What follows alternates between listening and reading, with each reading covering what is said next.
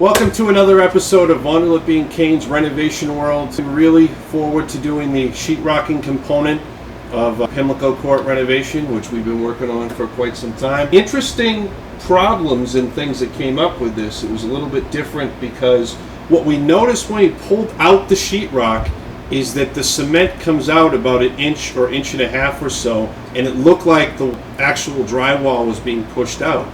So I said, well, we have to remove it. And I'll show you the whole process today of how we would sheetrock the wall and all the preparation. And let's talk a little bit about some of the preparation that we have to do to get the wall ready and what we need to do before we sheetrock.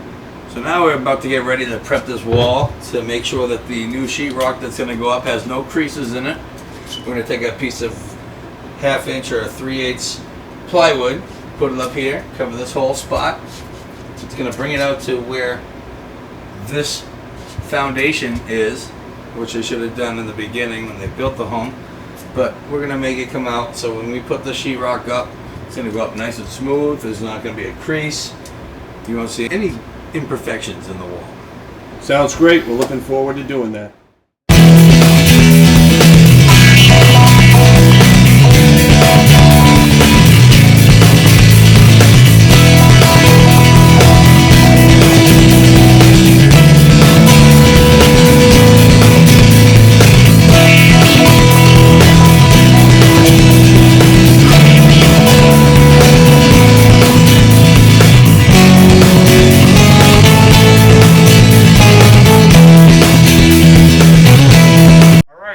Back here at Lippe and Cain's Renovation World, and we're looking at the particular segment where we're going to be cutting the plywood in preparation for laying the sheetrock, replacing the sheetrock, which we talked about in the existing segment.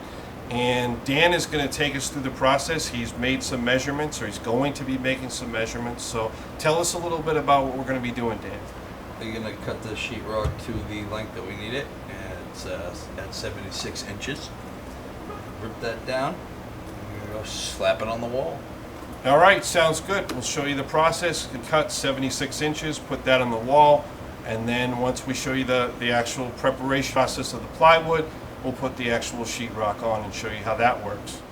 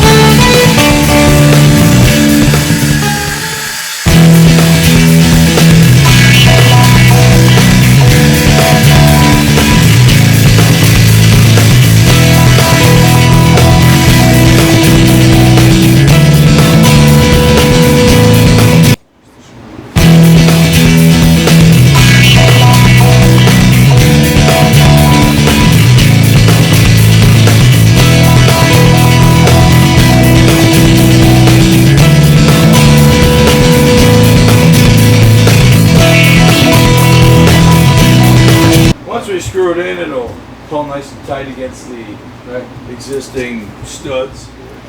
Ready? Are you ready? Yes. You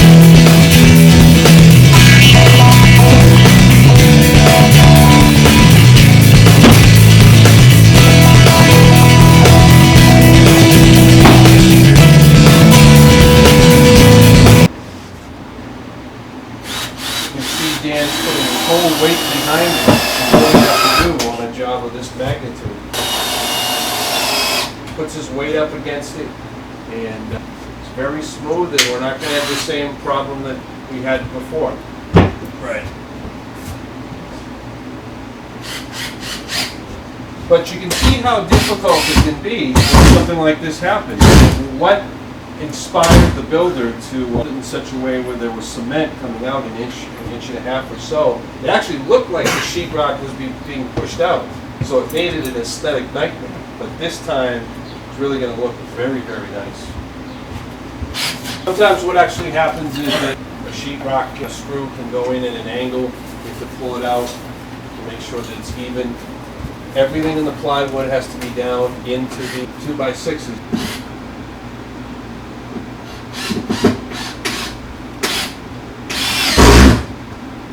that. So smooth.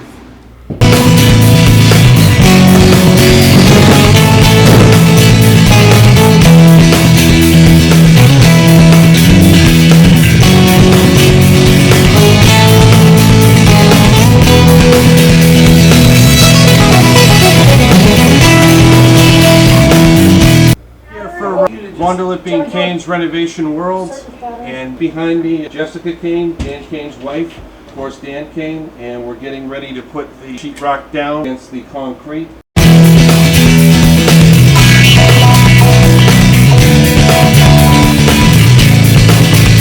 We're back, Lippe and Cain's Renovation World, and we're ready to put this piece in. We've got the construction adhesive, which you saw in the last segment that Jess put into place. Just got you very comfortably. Snug it in. Kick in the bottom. Push that right in there. Put the knee in there. This technique is working really well because we've got the sheetrock screws in there, but you got to apply a little bit of extra pressure. Just applies enough pressure. We have most of the other screws, then we want to make sure that everything is firm, solidly in place before we put that second piece on. Getting a little low here. You can see what we did. We've put the sheetrock in, and you can see what Dan's doing over here. He's putting in some sheetrock screws. At this point right now, we will have one other piece, and we're going to do a measurement for that. And Dan's putting in some sheetrock screws. And we're moving towards getting that other piece. All right, we're back here for Lippe and Cain's Renovation World. We're doing the next segment to get ready for the sheetrocking, and Dan's prepared to make some cuts in the sheetrock. We mentioned some of the measurements we had before. There's 175 1/4. All right, so we bring the measuring tape all the way down here. 75 1/4 was what we had measured it to. And Dan going along the sheetrock, making the measurements, getting ready to cut on. I'm going to grab this, it's basically just an X-Acto knife that you can use and have to go about. So, measurements have to be really precise, and that's what we're trying to do right now, is just making sure that that's the way it is. Otherwise, you have to go back and get expensive.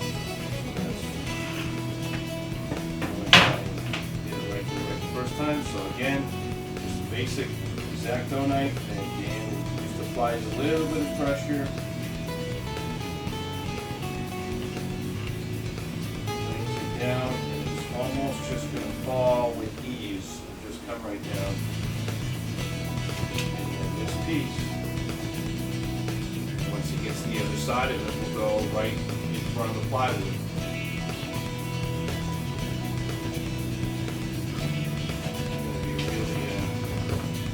Much better situation than it was before. With the existing cement, it would just be very, very smooth. You can really see the difference. Making the final cuts, and voila. Dan's getting ready to make another measurement, which is 42 inches. 42 inches.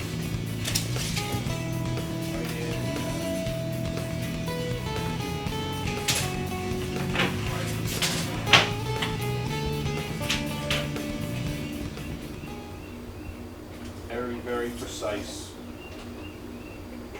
and it can happen sometimes, whether it's sheetrock, plywood, that you go too long, and it's always better to have a little bit extra if you need it for supplies. Lots of different types of sheetrock that you can buy, whether it's the 3/8, 5/8, depending upon the job that you're working on. So as you can see, Dan is very, very precise. Applies the slightest bit of pressure, and the 42-inch measurement on the sheetrock, and we'll be able to start putting that sheetrock up. And be nice and smooth.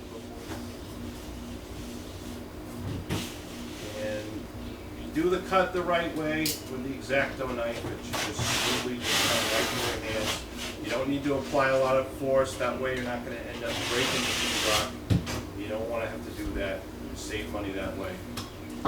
All right, so we've got our two pieces. I think we're ready to start putting the sheetrock up, don't you? Yes, we are. All right. Okay, welcome back to Lippe and Cain's Renovation World. This is really the exciting part. We're going to be finishing the sheetrock job. If you look behind us, you can see that the plywood, very smooth in place. We're able to screw everything in, and it's going to be nice and solid after it's painted, and we won't have the previous problem we had before. Tell us a little bit about what we're going to be doing now.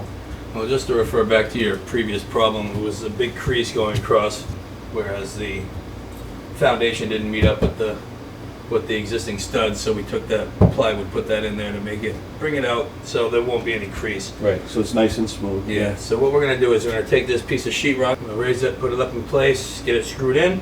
Yep. After it's screwed in, we're going to move on to taping it and then putting some mud down. Once that mud dries, we're ready to sand.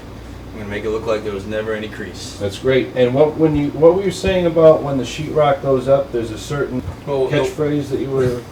The way we cut the first piece is we kept the factory edge on the top. Right.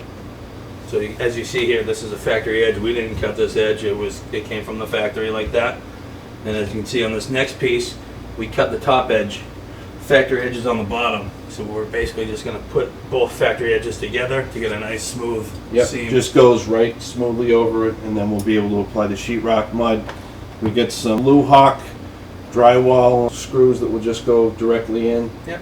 Very easy to do, and you don't really have to worry about the studs and getting things right with the studs. Not in this case. Not in this particular case. We got a solid backing for the whole area. So that's what we're going to do right now. All right, let's get this piece of sheetrock done. Right up, right into place, and it's very smooth with the seam.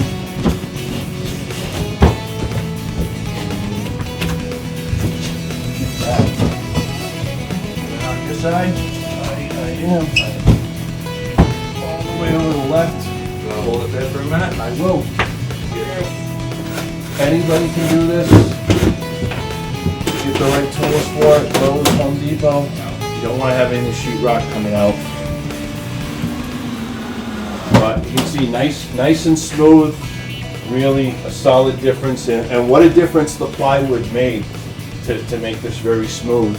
Extremely bizarre situation for the builder to have that. You'd say it's pretty bizarre, right? Yeah, it was kind of strange that they wouldn't have taken up that space originally when they put it in. Not a difficult fix though. Different thin threaded drywall screws that you can pick up. Apply your body weight into it. It's nice and smooth when we get ready to do the next step, which is getting ready to do the sheetrock and mudding, putting the mud and tape.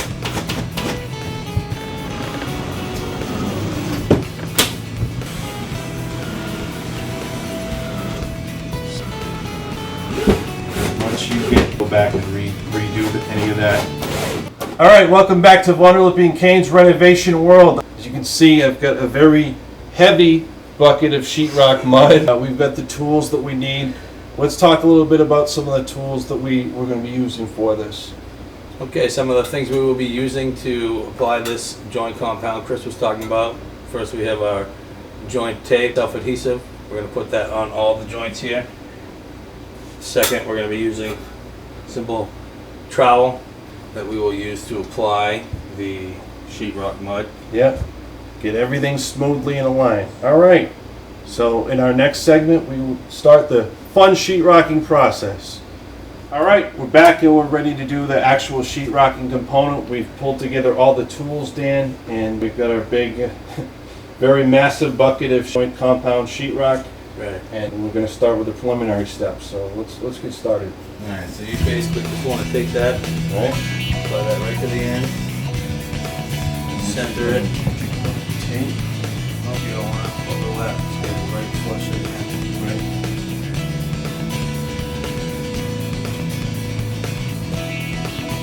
This is the tape that goes between the two seams. That is self-adhesive. Self-adhesive, yeah. Push down on it with your hand, it'll stick. sheetrock it and then move around and go right in place. All right. With that one seam down, the next seam we're going to need to do will be the corners. Okay.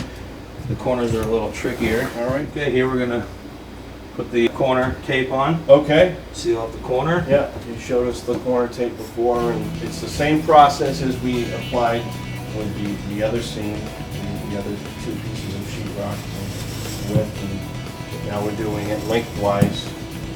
You can just see that he ever so gently applies the tape. Gotta make sure it's very smooth in preparation for the sheetrock mud.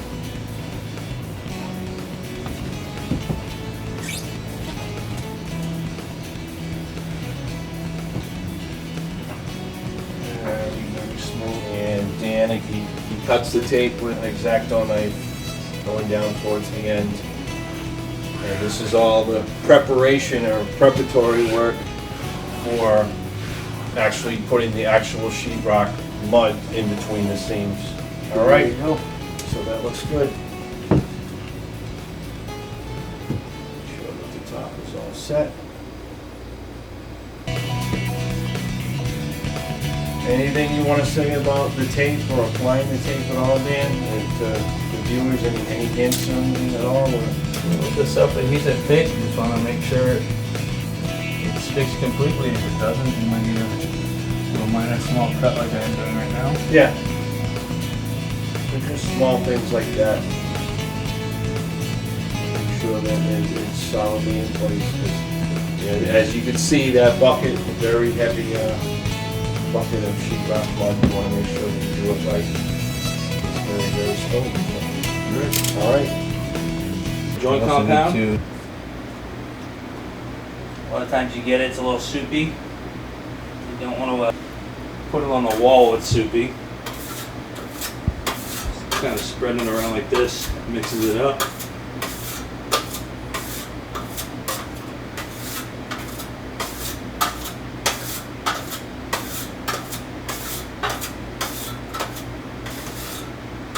Drop a little, it's usually okay as long as it's not on carpet. Cleans up very easily.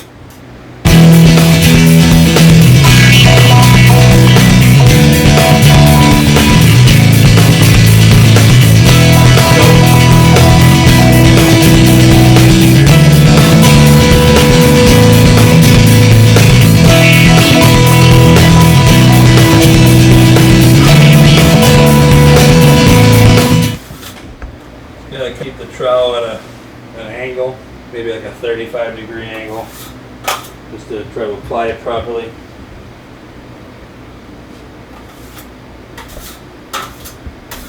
Every time you grab a new little wad of mud, you want to flip it around a little bit.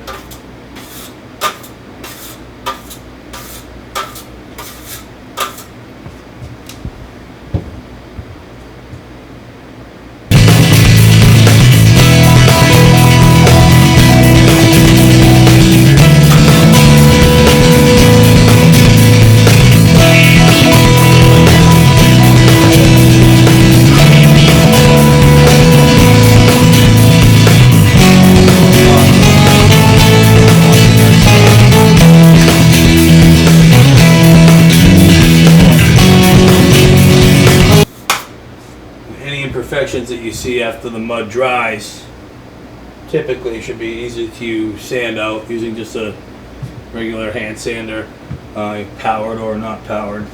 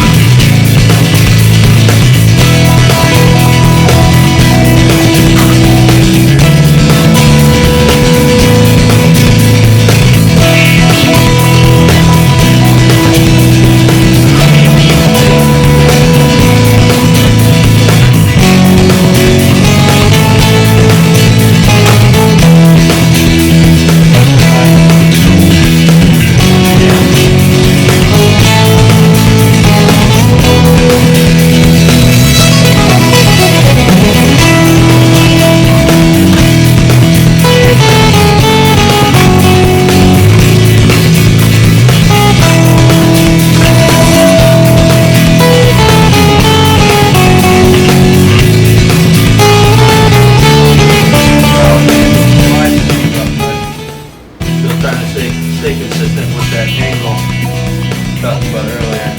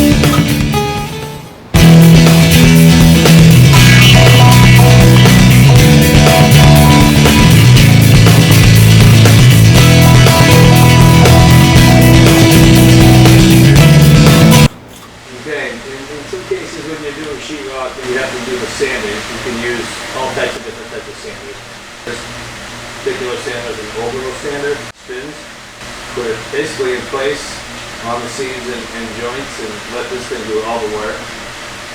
First time we sanded it, we actually realized that we needed a second coat, so we had to go ahead and apply another coat to our seams and joints. As you can see now, everything's nice and smooth, thanks to the sander and the second coat of mud that we applied. We're wrapping things up here on our second episode of Lippe and Cain's Renovation World. I think everything went well. Yeah. Happy with the way things went. Sheetrock, everything ended up fairly smooth. We did the whole sheetrocking job as we thought we would. Managed to put plywood in to even out the sheetrock. The very important thing to remember is the factory edge. When we were able to cut the two pieces of sheetrock together, they needed to make sure that the factory edge was together. And Dan, yeah, I think it went really well. So tell us a little bit about the process of what we did, just sort of going over things with the plywood and everything else. So as a little reminder to you guys watching, the original reason why we started doing this little segment on the sheetrock was due to an error in whoever originally put the sheetrock up. There's concrete that comes up to about right here, and then there's wall studs up here in this area. The wall studs were set in about 3/8 of an inch. So the sheetrock actually had a crease going right across here, which the homeowner didn't like. So we had to rip the old sheetrock out, get some 3/8 plywood, go ahead and put that over underneath what you're looking at now, and then re-sheetrock it. We've got the mud in place, we sanded it down, nice and smooth now, there's no crease. All it really requires is having a few simple tools to make it happen. One of them is the drywall tape, very important. You can get this at Lowe's, Home Depot. And when the sheetrock mud is dried, you need to make sure that this tape goes along the factory edge, very, very smooth before the sheetrock mud is applied. Okay, this is the trowel and the sheetrock cutting knife that we used. Basically what I was doing when I showed you earlier, I basically scooped some mud out of the bucket using this cutting knife, put it right on the trowel, kind of scoop it up again, you just mix it a few times, get it nice and smooth, and you just kind of work it for a few times, get that all ready, and smooth that on your wall. Alright, so just going over some of the principles that we did before. This is the sheetrock mud that you would use, many different types of brands that you can get. You want to make sure that you have It's good depending upon how much space you need and what the square footage is to have a gallon or so, but it might be a little too much. But a gallon is usually good or so. And as Dan was saying, you use the putty knife and you use the sheetrock tool to make sure that the sheetrock mud is very smooth when it's applied. We talked about the tools that you need, so now you yourself can do this. It's very easy to do. Make sure that you have qualified professionals that you're working with and you have the tools that you need. And thanks for joining us today. Bye everyone. Take care.